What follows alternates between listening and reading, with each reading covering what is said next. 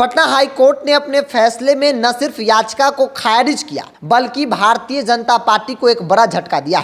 भाजपा के नेताओं के मंसूबे पर पानी फेर दिया। दरअसल जाति आधारित जनगणना को लेकर पटना हाई कोर्ट ने आज बड़ा फैसला सुनाया। 5 दिनों के गहन लंबे मंथन के बाद, डिस्कस के बाद फैसले को रिजर्व रख लिया गया था। आज वो फैसला सुनाया गया जिस पर देश भर की निगाहें टिकी थी कि पटना हाई कोर्ट जाति आधारित जनगणना को लेकर क्या कुछ फैसला सुनाती है। फैसले में स्पष्ट तौर पे कहा गया कि जाति आधारित जनगणना का काम आगे जारी रहेगा। जो याचिका दायर की गई थी उसे डिसमिस कर दिया।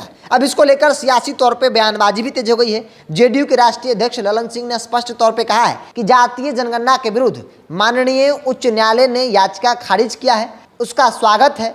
भारतीय जनता पार्टी द्वारा जातीय जनगणना रोकने का षड्यंत्र विफल हुआ है और जाति गणना का रास्ता प्रशस्त हुआ। जातीय गणना राज्य हित में है और ये पूरे देश में होना चाहिए। जेडीयू की तरफ से स्पष्ट तौर पे कहा गया है यह फैसला का हम लोग स्वागत करते हैं, लेकिन भारतीय जनता पार्टी द्वारा जातीय जनगणना रोकने का षड्यंत्र जो है वो विफल हो गया है। एक बड़ी बात जेडीयू के राष्ट्रीय अध्यक्ष ललन सिंह ने कही है और उन्होंने स्पष्ट तौर पे भाजपा पर बड़ा आरोप लगाया है। हालांकि कोई पहली बार नहीं है जब भारतीय जनता पार्टी के नेताओं पर यह आरोप लगा हो कि वो नहीं चाहती है कि जाति आधारित जनगणना हो। क्योंकि आपको याद होगा जब बिहार से सर्वदलीय प्रतिनिधिमंडल जातीय जनगणना कराने को लेकर प्रधानमंत्री मोदी से मुलाकात की थी और मुलाकात के बाद यह कहा गया कि काफी सकारात्मक मुलाकात है, जिसके बाद केंद्र सरकार भारतीय जनता पार्टी जो केंद्र की सत्ता में काबिज है, स्पष्ट तौर पे कहा गया कि जाति आधारित जनगणना नहीं करा सकते हैं। और इसके बाद ये चर्चा हर तरफ होने लगी कि भारतीय जनता पार्टी नहीं चाहती है कि जाति आधारित जनगणना हो। हर जाति में कितनी गरीबी है, कितनी अमीरी है, इसकी गणना हो। हालांकि भारतीय जनता पार्टी के नेता दबे जुबान में जरूर बोलते हैं कि जाति आधारित जनगणना होनी चाहिए, क्योंकि एक बड़ा तबका, चाहे वो बिहार का हो या फिर बिहार से बाहर किसी दूसरे प्रदेश का हो, हर व्यक्ति चाहता है कि हर राज्य में जाति आधारित जनगणना हो ताकि उस राज्य के मुखिया के पास एक डेटा हो कि भाई उस राज्य में कितने गरीब और कितने अमीर किस जाति के लोग रहते हैं और उनके अनुसार से जो है योजनाएं बनाई जाए, बजट तैयार किया जाए। लेकिन यह बात जग जाहिर है कि भारतीय जनता पार्टी जो केंद्र की सत्ता में काबिज है,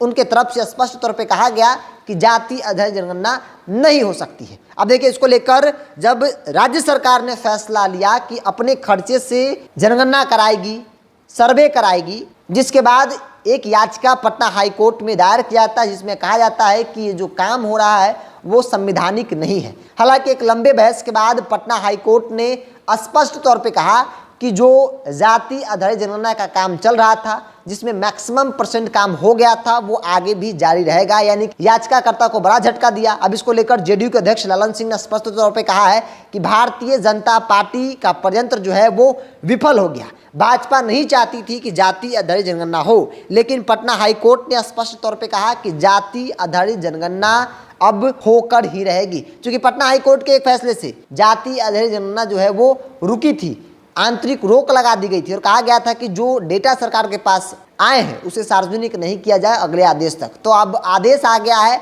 कि आगे जाति आधारित जनगणना का काम जो है वो जारी रहेगा। लेकिन भारतीय जनता पार्टी पे एक बार फिर से बड़ा आरोप लगा है कि उनका जो है षड्यंत्र जो है वो विफल हुआ। जो साजिश भारतीय जनता पार्टी के नेताओं ने रची थी इस गणना को रोकने के लिए, सर्वे को रोकने के लिए, वो पूरी तरह से विफल हो गया है। आप क्या सोचते हैं जाति आधारित जनगणना को लेकर कितना फायदा होगा? क्योंकि सरकार का मंशा तो स्पष्ट है कि इस गणना से, सर्वे से समाज में हर एक जाति धर्मों का पता चलेगा कि जाति में कितने लोग गरीब हैं और कितने अमीर हैं। उसके हिसाब से सरकार योजनाएं सामाजिक और आर्थिक विकास के लिए बनाएगी। बहरहाल आप अपना ओपिनियन कमेंट्स बॉक्स में रखिए। अगर आप मेरे चैनल को यूट्यूब पर देख रहे हैं तो चैनल को सब्सक्राइब कर लीजिए, फेसबुक पर देख रहे हैं तो पेज को लाइक और फॉलो कर लीजिए।